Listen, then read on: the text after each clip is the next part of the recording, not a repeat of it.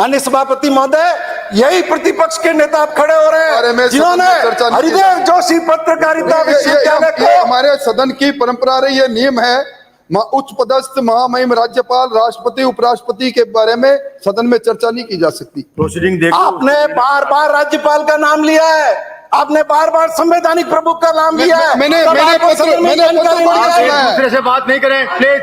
मैंने पत्र पढ़कर सुना है, राज्यपाल महोदय का पत्र पढ़कर सुना है।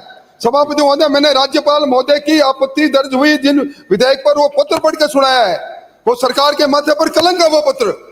अगर ऐसा ही माननीय सभापति महोदय, यह दायित्व बोध यदि प्रतिपक्ष के अंदर होता तो इस संस्थाओं का इतना दुरुपयोग नहीं होता। जिस राज्य के जिस नरेंद्र मोदी को आप विश्व का सबसे लोकप्रिय नेता बताते हो, उनके अपने राज्य के अंदर माननीय सभापति महोदय, राज्यपाल को कुलाधिपति नहीं बनाया गया और उसके बिना यूनिवर्सिटी के वाइस चांसलर अपॉइंट किए गए। राजस्थान कोई पहला राज्य नहीं है, बंगाल के अंदर ये हुआ, केरल के अंदर हुआ, और हरिदेव जोशी पत्रकारिता यूनिवर्सिटी जिसको आपने बंद कर दिया था, अंबेडकर यूनिवर्सिटी जिसको आपने बंद कर दिया था। मैं धन्यवाद दूंगा अशोक गहलोत को जिन्होंने उन दोनों यूनिवर्सिटी को वापस बहाल किया।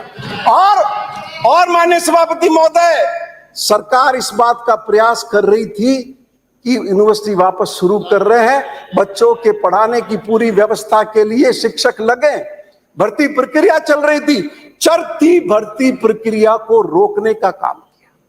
यह अधिकार तो संवैधानिक प्रमुख को है कि वो जानकारी मांग सकते हैं, लेकिन यूनिवर्सिटी एक्ट इस बात की कोई अधिकार नहीं देता कि चलती भर्ती क्रिया को वो रोक दे, किसी मीटिंग को बुलाने से रोक दे। और आप प्राइवेट यूनिवर्सिटी का जिक्र कर रहे थे, इस सदन ने जिन प्राइवेट यूनिवर्सिटी का बिल पारित करके भेजे, मैं माननीय सभापति महोदय मैं चाहूंगा कि मंत्री जी जवाब दें तो बताएं कि सदन ने जो पारित करके भेजे, नियम में क्या प्रावधान है? क्या संवैधानिक प्रमुख को किसी तरह की क्वेरी करने से पहले हायर एजुकेशन सेक्रेटरी और लॉ सेक्रेटरी को कंसल्ट नहीं करना चाहिए? क्या जो क्वेरी की गई उस क्वेरी को करने से पहले लॉ सेक्रेटरी और हायर एजुकेशन सेक्रेटरी को कंसल्ट किया गया? और क्या कारण है कि सारे आक्षेपों की पूर्ति के बाद भी प्राइवेट यूनिवर्सिटी के वो बिल अप्रूव करके नहीं आ रहे? इसलिए सभापति महोदय, धन्यवाद दूंगा मैं आपको कि आपने ये जो नया इंस्टीट्यूट आप बना रहे हैं, आपने इसमें इलेक्टेड गवर्नमेंट का रोल रखा है और यही होना चाहिए।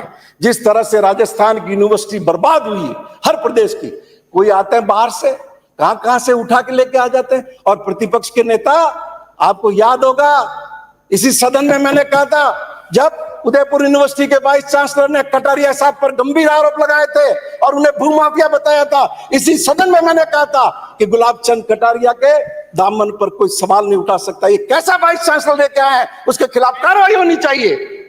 और वो बात साबित भी होगी माननीय सभापति महोदय। इसलिए ये बहुत ही श्रेष्ठ कदम है, आपने उससे बाहर रखा है।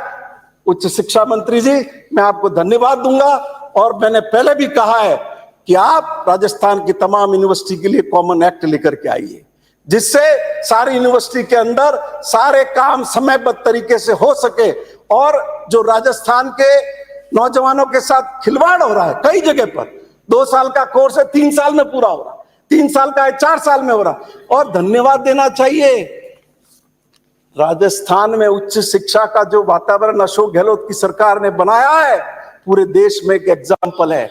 आप उच्च शिक्षा का नामांकन देखिए माननीय सभापति महोदय, 22% से बढ़कर के हम 26% पर आए हैं। और विपक्ष के नेता महोदय, देश का जो राष्ट्रीय औसत है उच्च शिक्षा का, उससे भी राजस्थान बेहतर स्थिति में खड़ा हुआ है और इसका श्रेय अशोक गहलोत की सरकार को है। माननीय सभापति महोदय, मैं निवेदन करूंगा, क्या हालात थे हमारे 2018 का ही आप हालात पूछिए। राजस्थान में कितने प्रोफेसर थे?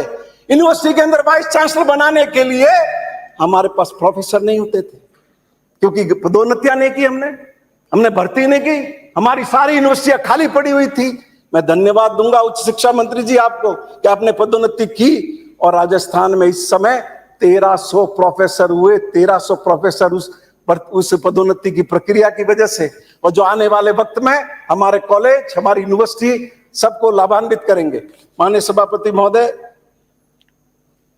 मैं आपके माध्यम से निवेदन करूंगा, अभी मैं खत्म करूं, अभी विपक्ष के नेता ने कहा टेम्पो में आएगी सरकार, टेम्पो जितने लोग आएंगे, और आपकी नीति और नीयत में खोट है, ये उच्च शिक्षा मंत्री जी को कहा। माननीय सभापति महोदय, कल जोधपुर यूनिवर्सिटी के कैंपस में बलात्कार हुआ एक नाबालिग लड़की से। आज सदन में यह मसला जोर शोर से उठाया गया, लेकिन टाई फिक्स क्यों हो गया? क्या मैच फिक्सिंग थी? क्या राजस्थान का विपक्ष इतना कमजोर है कि सरकार से उस मुद्दे पर जवाब नहीं ले सका? नहीं, इनके खुद के लोग उस बलात्कार में शामिल थे।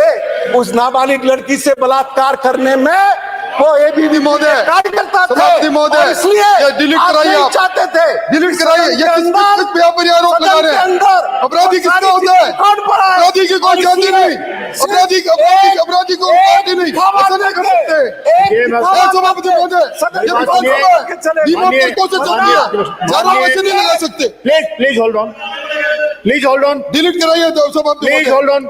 ये ऑर्डिनेंस विधायक पर चर्चा कर रहे हैं। इनके जो बोल रहे हैं, इनकी प्रोसीडिंग देख करके और जो भी कुछ रखना होगा या डिलीट करना होगा, ये सब कर देंगे, कर देंगे, देख के करेंगे ना सभापति महोदय। ये सदन नियमों से चलता है। आपकी भावना, आपकी भावना, सदन के अंदर आपकी मंडी नहीं है, लोगों ने आरोप लगा के चले जाए। नाबालिग लड़की से यूनिवर्सिटी कैंपस में तुम्हारे संगठन के किया होगा, आप नहीं चाहते किया तो फांसी पर चढ़ाओ। कौन मना करता है? चढ़ाओ फांसी पर, चढ़ाओ फांसी पर। किसने मना किया? आपने सरकार से शर्म आनी चाहिए आपको। अंकित नहीं होगा, आपको शर्म आनी चाहिए इस प्रकार की बात करते हुए। ये सब अंकित नहीं होगा जो बात कर रहे हैं। आपकी आपकी, क्योंकि आपके नाम ले, शिक्षा के मंदिर को गंदा करने का काम किया। नो सभापति महोदय, रिकॉर्ड पर हर कोई बात चली जाए। अगर कोई फांसी पर चढ़ाओ ने, आपत्तिजनक कोई बात आएगी तो फांसी पर डिलीट कर चढ़ाओ। देंगे। ये मैच फिक्सिंग की बात करके शासन पर आरोप लगा रहे हैं। कोई भी आपत्तिजनक बात आएगी डिलीट कर दो। बैठिए प्लीज, बैठिए, बैठिए प्लीज, बैठिए। सभापति महोदय, आपत्तिजनक बात कोई भी होगी उसको डिलीट कर देंगे। तब आपको ध्यान नहीं है, तब ध्यान नहीं है आपको। सोनिया गांधी सदन की सदस्य है क्या? सुनिए सही, सोनिया गांधी जी सदन की सदस्य है। सभापति महोदय, इस प्रकार सदन नहीं चलेगा। अरे सदन नियमों से चलेगा, सदन बातों नहीं है। हम कह रहे हैं अपराधी है तो फांसी लगाओ, हमारी अपराधी खिलाफ कार्रवाई करो। और तुम्हारे दुष्कर्म में एनसीआर आपने देखो, जो सरकार 20 साल तक लगातार दुष्कर्म में राजस्थान में 1 नंबर पर रही है। आप मुख्यमंत्री जी के सलाहकार हो, यही सलाह देते हो क्या? तो सरकार से जवाब लेते हैं आप, और आपका दामन काला है, काला। एक नाबालिग लड़की से बलात्कार से आपके कपड़े सने हुए बीजेपी के राजस्थान के अंदर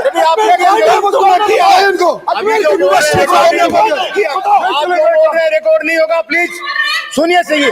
क्या बोल रही है? आप सुनिए सही, आप सुनिए।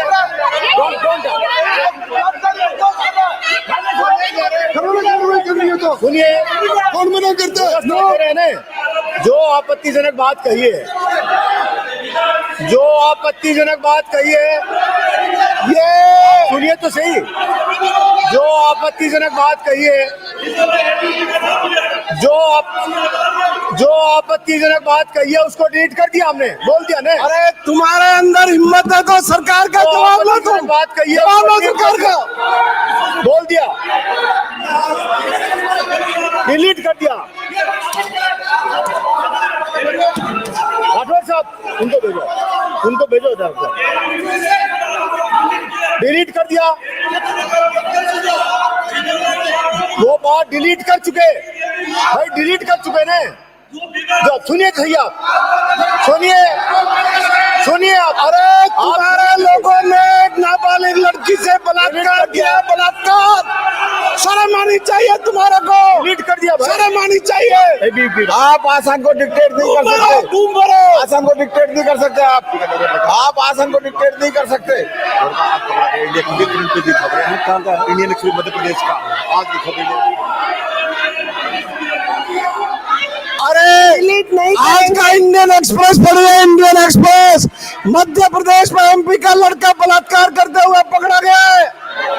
तुम्हारा एमपी का लड़का, ये बलात्कारियों की पार्टी है, बलात्कारियों की। कुलदीप सिंह सेंगवा, उन्नाव, देखो